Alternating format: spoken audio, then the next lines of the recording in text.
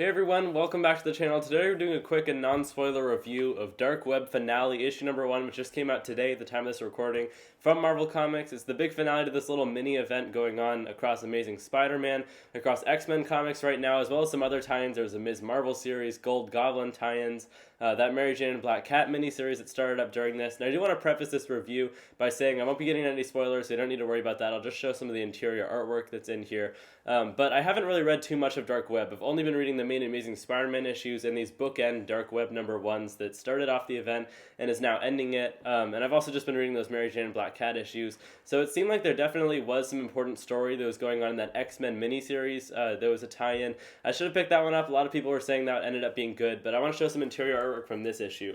It basically just served as this big finale, mostly centering on Spider-Man, right? Because he is basically the main character of the Dark Web event, even though the X-Men are pretty involved also because of Madeline Pryor. But Ben Reilly does pretty much prove to be the main villain without getting into too many spoilers in this last issue. And it seems like all the different miniseries and tie-ins all did kind of end up working together to come together in this final issue. So this is the type of event where there are some tie-ins that you probably don't want to miss, like I did. But I wasn't trying to spend too much money on this because overall, it wasn't too important of a Marvel event, I would say.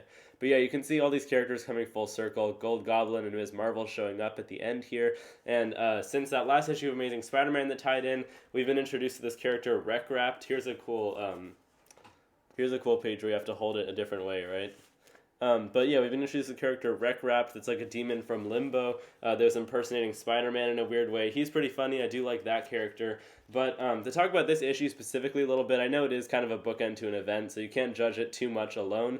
But I feel like it does kind of represent what the event was in general, which was just that we had a lot of action going on, a lot of different things, plot threads going on throughout the series, but really not too much dialogue or any character work, really. I feel like there wasn't too much of an emotional core to this event in general, and although it was a cool idea, this idea of Ben Reilly as Chasm, having lost his memory, wanting it back, and invading New York City with Madeline Pryor, who's Jean Grey's clone, and unleashing these demons of Limbo, and then Peter going down to Limbo and having to deal with everything down there. I like the idea, I just think there wasn't really that much of a reason for it to happen. I also feel like Ben Reilly and Hallows Eve, that new character, his girlfriend Janine, I feel like their relationship and their reason for wanting to do this could have been fleshed out a little bit more. In general, that's my main problem with Dark Web, I'd say, is just that there wasn't enough going on, or maybe not even enough dialogue, in general. I feel like a lot of these pages were just mostly action. I might be re-showing artwork here. I'm not sure if I've shown all these pages yet. This issue specifically, I will say the artwork was probably the worst that it's been this whole event. It was still, obviously readable, but you could tell, I think there's a different artist on here that did, half of the issue. The colors were a little bit inconsistent, and just compared to the artwork on that first issue that started off the event, since this is, half of the issue is done by the same artist who did the cover here, Adam Kubert, I feel like it wasn't great in comparison to that first issue. But we get kind of an epilogue that explains everything that's going to be going on in the future here. We get left in a little bit of a cliffhanger that's actually going to be kind of important for the future of the Marvel Universe, so I will make sure not to show that last page here. But it's something a little bit interesting, just integrating into the setting that Spider-Man deals with. I won't get into any spoilers or reveal what actually happened, but they left us in a little bit of a note that'll actually make this event worth reading in some way. But beyond just changing Ben Reilly's status, there's something bigger that happens. So you'll have to read it yourself to find out. I'm curious to know what you guys' thoughts on Dark Web are, though, down in the comment section below. But for this issue specifically, I know you can't really judge it too much alone because it's part of this bigger event. But I always give you guys something out of 10 for these single issue reviews as a score.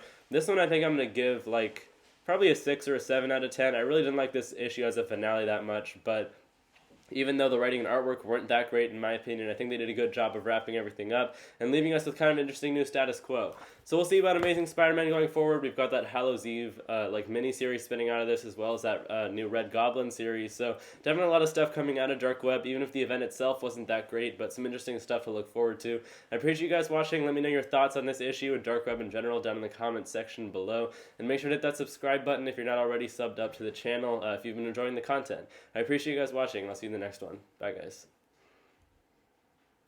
Oops.